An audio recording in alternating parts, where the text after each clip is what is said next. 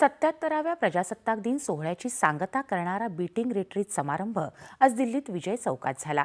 राष्ट्रपती द्रौपदी मुर्मू, उपराष्ट्रपती CP राधाकृष्णन, पंतप्रधान नरेंद्र मोदी, संरक्षण मंत्री राजनाथ सिंह यांच्यासह केंद्रीय मंत्री आणि तीनही सैन्य दलांचे प्रमुख या कार्यक्रमाला उपस्थित होते।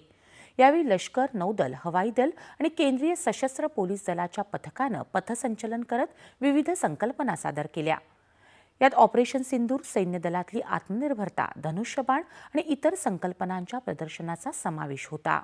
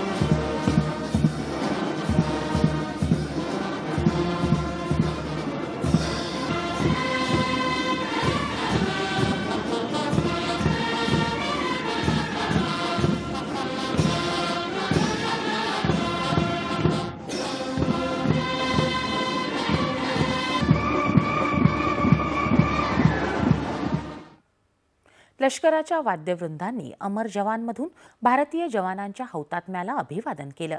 तसंच देवव्यूह, अर्धचंद्रव्यूह अशा रचना सादर केल्या। मावळत्या सूर्याच्या साक्षीनं ज्योती प्रज्वलित करत जवानांनी मनोहारी युद्धरचना सादर केल्या।